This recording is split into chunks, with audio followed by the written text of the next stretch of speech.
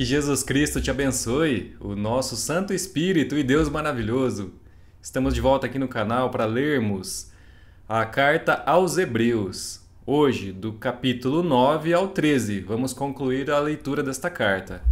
Aproveite, pegue sua Bíblia, leia também, ouça por aqui e seja abençoado por Deus. Ótima leitura, vamos lá.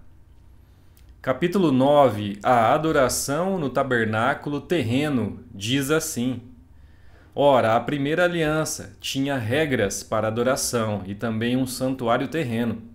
Foi levantado um tabernáculo na parte da frente, chamada Lugar Santo. Estavam o candelabro, a mesa e os pães da presença. Por trás do segundo véu havia a parte chamada Lugar Santíssimo, onde se encontravam o altar de ouro para o incenso e a arca da aliança totalmente revestida de ouro. Nessa arca estavam o vaso de ouro contendo o maná, a vara de Arão que o floresceu e as tábuas da aliança. Acima da arca estavam os querubins da glória, que com a sua sombra cobriam a tampa da arca. A respeito dessas coisas não cabe agora falar detalhadamente. Estando tudo assim preparado, os sacerdotes entravam regularmente no lugar santo do tabernáculo para exercer o seu ministério. No entanto, somente o sumo sacerdote entrava no lugar santíssimo, apenas uma vez por ano, e nunca sem apresentar o sangue do sacrifício que ele oferecia por si mesmo e pelos pecados que o povo havia cometido por ignorância. Dessa forma, o Espírito Santo estava mostrando que ainda não havia sido manifestado o caminho para o lugar santíssimo, enquanto permanecia o primeiro tabernáculo. Isso é uma ilustração para os nossos dias, indicando que as ofertas e os sacrifícios oferecidos não podiam dar ao adorador uma consciência perfeitamente limpa. Eram apenas prescrições que tratavam de comida e bebida e de várias cerimônias de purificação com água. Essas ordenanças exteriores foram impostas até o tempo da nova ordem.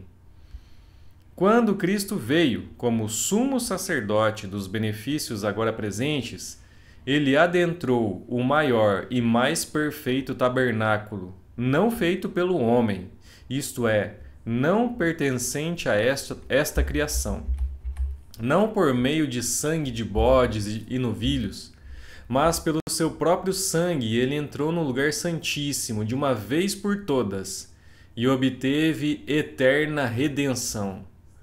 Ora, se o sangue de bodes e touros e as cinzas de uma novilha espalhadas sobre os que estão cerimonialmente impuros os santificam, de forma que se tornam exteriormente puros, quanto mais o sangue de Cristo, que pelo Espírito Eterno se ofereceu de forma imaculada a Deus, purificará a nossa consciência de atos que levam à morte, para que sirvamos ao Deus vivo.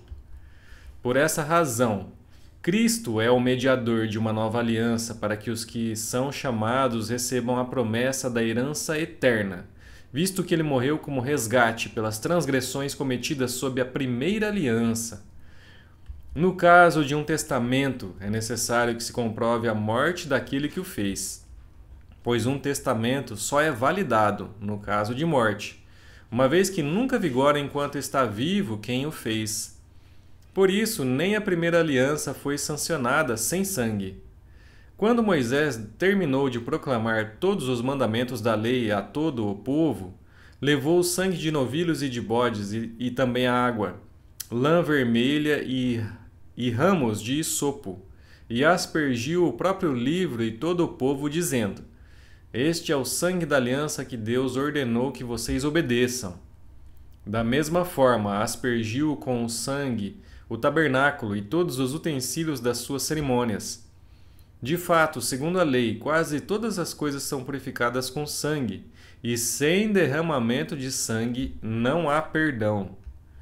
Portanto, era necessário que as cópias das coisas que estão nos céus fossem purificadas com esses sacrifícios, mas as próprias coisas celestiais com sacrifícios superiores. Pois Cristo não entrou em santuário feito por homens, uma simples representação do verdadeiro. Ele entrou nos céus para agora se apresentar diante de Deus em nosso favor. Não, porém, para se oferecer repetidas vezes, à semelhança do sumo sacerdote que entra no lugar santíssimo todos os anos com sangue alheio. Se assim fosse, Cristo precisaria sofrer muitas vezes, desde o começo do mundo. Mas agora ele apareceu uma vez por todas no fim dos tempos, para aniquilar o pecado, mediante o sacrifício de si mesmo. Da mesma forma como o homem está destinado a morrer uma só vez e depois disso enfrentar o juízo, assim também Cristo foi oferecido em sacrifício uma única vez, para tirar os pecados de muitos, e aparecerá segunda vez, não para tirar o pecado, mas para trazer salvação aos que o aguardam. Capítulo 10. O sacrifício de Cristo é definitivo. Diz assim: a lei traz apenas uma sombra dos benefícios que hão de vir, e não a sua realidade. Por isso, ela nunca consegue, mediante os mesmos sacrifícios repetidos ano após ano, aperfeiçoar os que se aproximam para adorar. Se pudesse fazê-lo, não deixariam de ser oferecidos? Pois os adoradores, tendo sido purificados uma vez por todas, não mais se sentiriam culpados de seus pecados. Contudo, esses sacrifícios são uma recordação anual dos pecados, pois é impossível que o sangue de touros e bodes tire pecados. Por isso, quando Cristo veio ao mundo, disse: sacrifício e oferta não quiseste, mas um corpo me preparaste. De holocaustos e ofertas pelo pecado não te agradaste. Então eu disse: aqui estou. No livro está escrito a meu respeito: vim para fazer a tua vontade, ó Deus. Primeiro ele disse: sacrifícios, ofertas, holocaustos e ofertas pelo pecado não quiseste, nem deles te agradaste, os quais eram feitos conforme a lei. Então acrescentou: aqui estou, vim para fazer a tua vontade. Ele cancela o primeiro para estabelecer o segundo. Pelo cumprimento dessa vontade, fomos santificados por meio do sacrifício do corpo de Jesus Cristo, oferecido uma vez por todas. Dia após dia, todo sacerdote apresenta-se e exerce os seus deveres religiosos. Repetidamente oferece os mesmos sacrifícios que nunca podem remover os pecados. Mas, quando esse sacerdote acabou de oferecer para sempre um único sacrifício pelos pecados, assentou-se à direita de Deus. Daí em diante, ele está esperando até que os seus inimigos sejam como estrado dos seus pés. Porque, por meio de um único sacrifício, ele aperfeiçoou para sempre os que estão sendo santificados. O Espírito Santo também nos testifica a esse respeito. Primeiro ele diz: esta é a aliança que farei com eles. Depois daqueles dias, diz o Senhor, porei as minhas leis em seu coração e as escreverei em sua mente. E acrescenta: dos seus pecados e iniquidades não me lembrarei mais. Onde esses pecados foram perdoados, não há mais necessidade de sacrifício por eles. Portanto, irmãos, temos plena confiança para entrar no lugar santíssimo pelo sangue de Jesus, por um novo e vivo caminho que ele nos abriu por meio do véu, isto é, do seu corpo.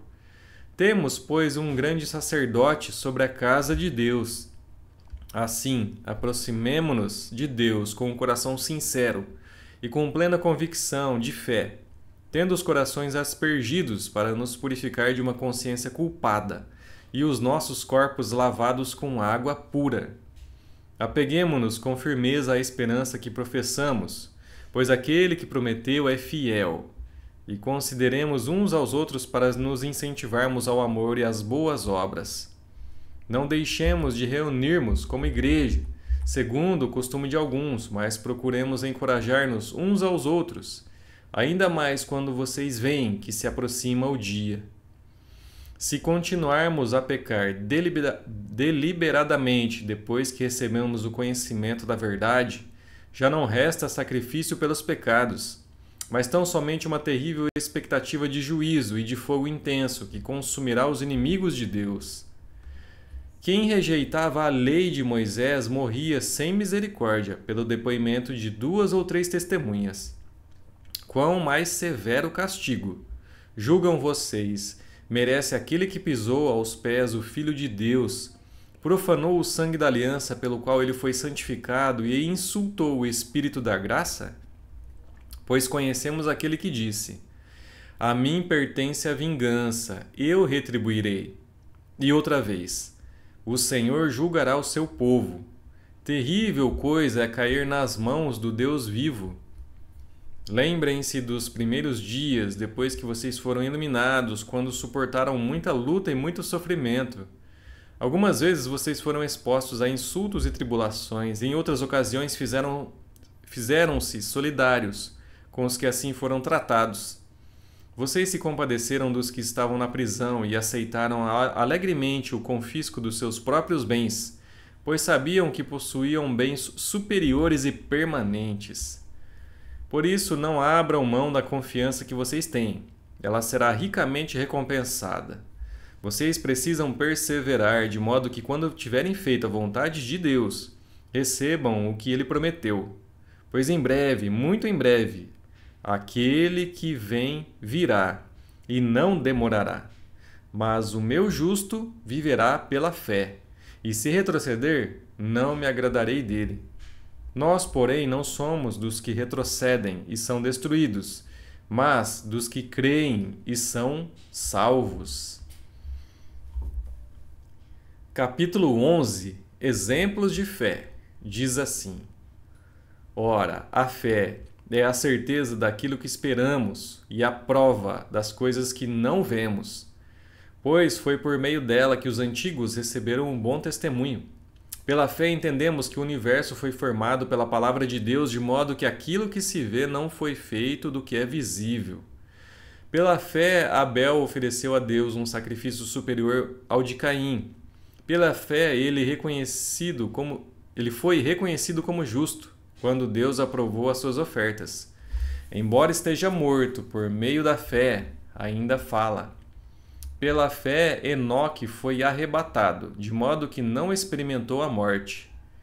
E já não foi encontrado, porque Deus o havia arrebatado. Pois antes de ser arrebatado, recebeu o testemunho de que tinha agradado a Deus. Sem fé, é impossível agradar a Deus, pois quem dele se aproxima precisa crer que ele existe e que recompensa aqueles que o buscam. Pela fé, Noé, quando avisado a respeito de coisas que ainda não se viam, movido por santo temor, construiu uma arca para salvar a sua família. Por meio da fé, ele condenou o mundo e tornou-se herdeiro da justiça, que é segundo a fé. Pela fé, Abraão, quando chamado, obedeceu e dirigiu-se a um lugar que mais tarde receberia como herança, embora não soubesse para onde estava indo. Pela fé, peregrinou na terra prometida, como se estivesse em terra estranha. Viveu em tendas, bem como Isaque e Jacó, co-herdeiros da mesma promessa, pois ele esperava a cidade que tem alicerces, cujo arquiteto e edificador é Deus.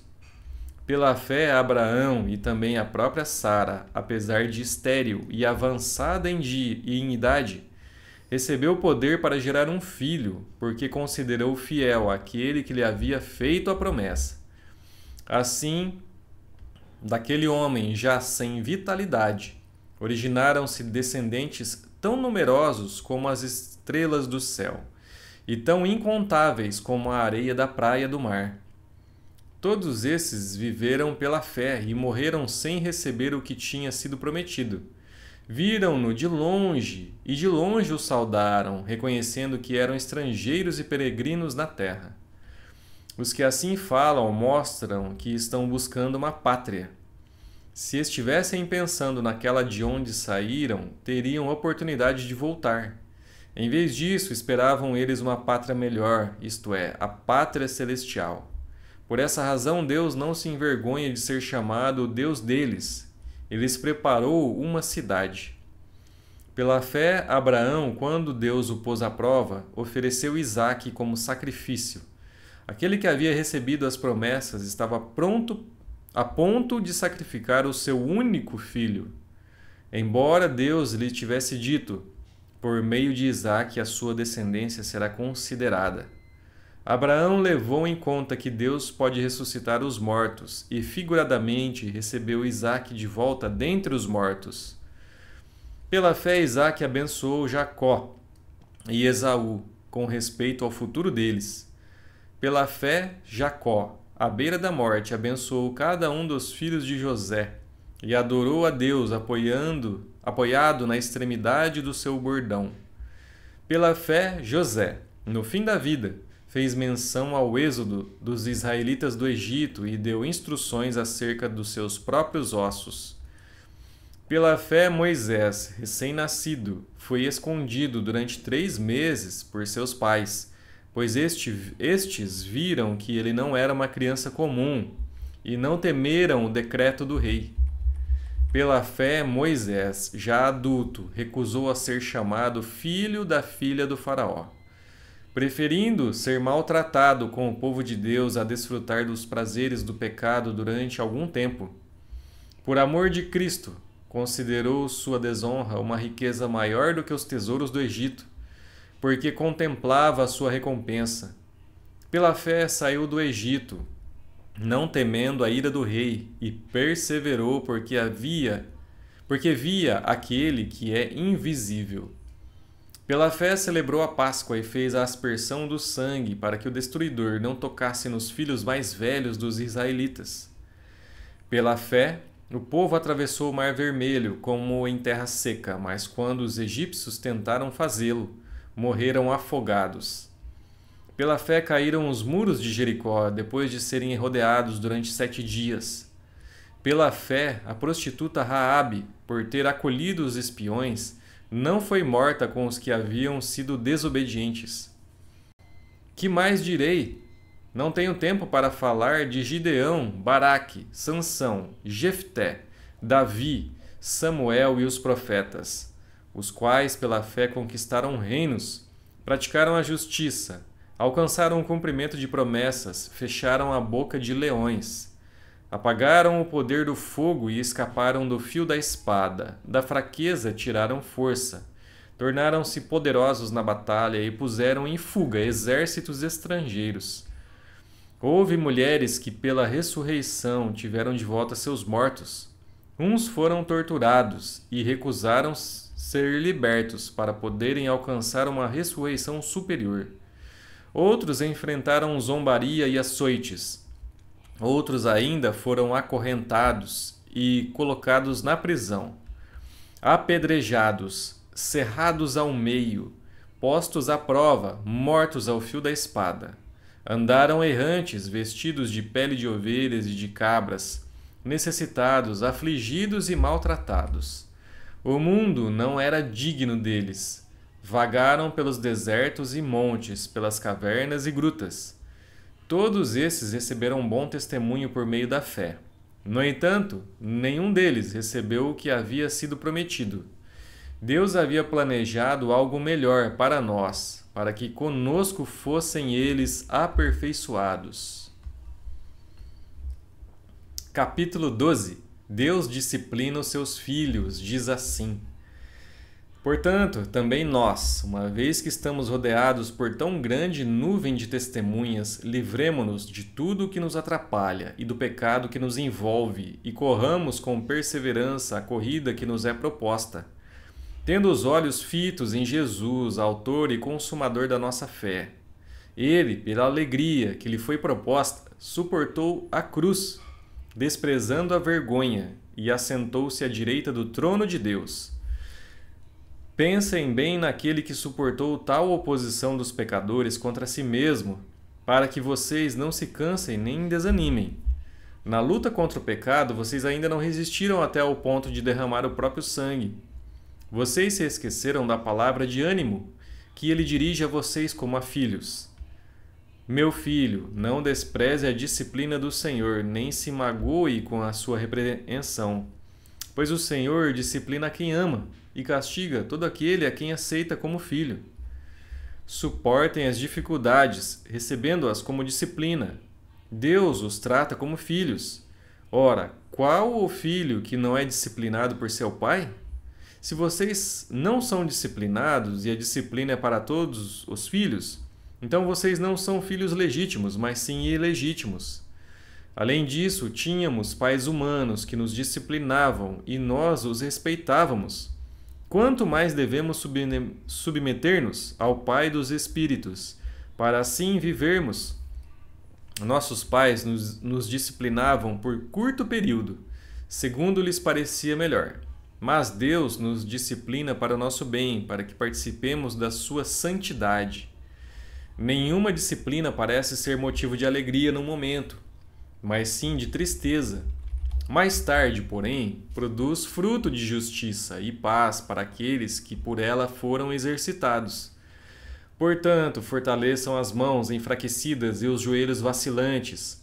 Façam caminhos retos para os seus pés, para que o manco não se desvie, antes seja curado. Esforcem-se para viver em paz com todos e para serem santos. Sem santidade, ninguém verá o Senhor.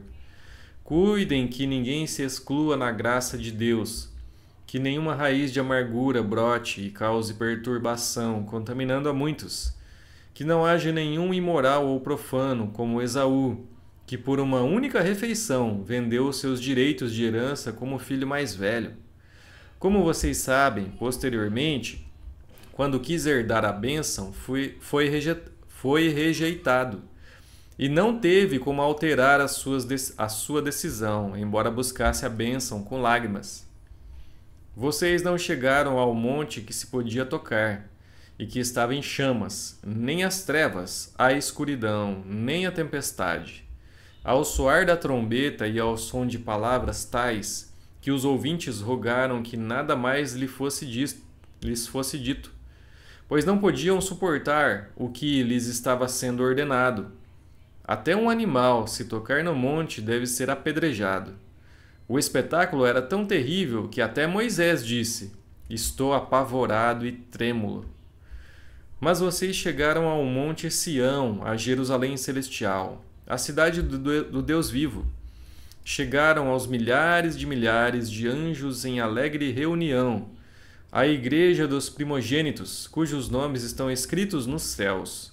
Vocês chegaram a Deus, juiz de todos os homens, aos espíritos dos justos aperfeiçoados, a Jesus, mediador de uma nova aliança, e ao sangue aspergido, que fala melhor do que o sangue de Abel. Cuidado! Não rejeitem aquele que fala. Se os que se recusaram a ouvir aquele que os advertia na terra não escaparam, quanto mais nós, se nos desviarmos daquele que nos adverte dos céus?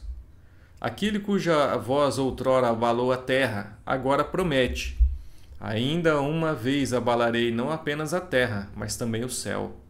As palavras ainda uma vez indicam a remoção do que pode ser abalado, isto é, coisas criadas, de forma que permaneça o que não pode ser abalado. Portanto, já que estamos recebendo um reino inabalável, sejamos agradecidos e assim adoremos a Deus de modo aceitável, com reverência e temor, pois o nosso Deus é fogo consumidor. Capítulo 13, Exortações finais, diz assim: seja constante o amor fraternal. Não se esqueçam da hospitalidade. Foi praticando-a que, sem o saber, alguns acolheram anjos. Lembrem-se dos que estão na prisão, como se aprisionados como eles, dos que estão sendo maltratados, como se vocês mesmos estivessem sendo maltratados. O casamento deve ser honrado por todos, o leito conjugal conservado puro, pois Deus julgará os imorais e os adúlteros.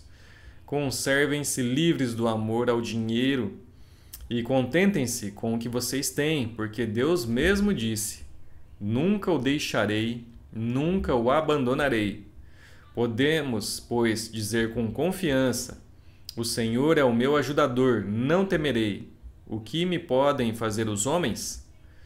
Lembrem-se dos seus líderes que transmitiram a palavra de Deus a vocês. Observem bem o resultado da vida que tiveram e imitem a sua fé. Jesus Cristo é o mesmo, ontem, hoje e para sempre. Não se deixem levar pelos diversos ensinos estranhos. É bom que o nosso coração seja fortalecido pela graça e não por alimentos cerimoniais, os quais não têm valor para aqueles que os comem. Nós temos um altar do qual não têm direito de comer os que ministram no tabernáculo. O sumo sacerdote leva sangue de animais até o lugar santíssimo, como oferta pelo pecado. Mas os corpos dos animais são queimados fora do acampamento. Assim, Jesus também sofreu fora das portas da cidade, para santificar o povo por meio do seu próprio sangue. Portanto, saiamos até ele, fora do acampamento, suportando a desonra que ele suportou, pois não tivemos aqui nenhuma cidade permanente, mas buscamos a que há de vir.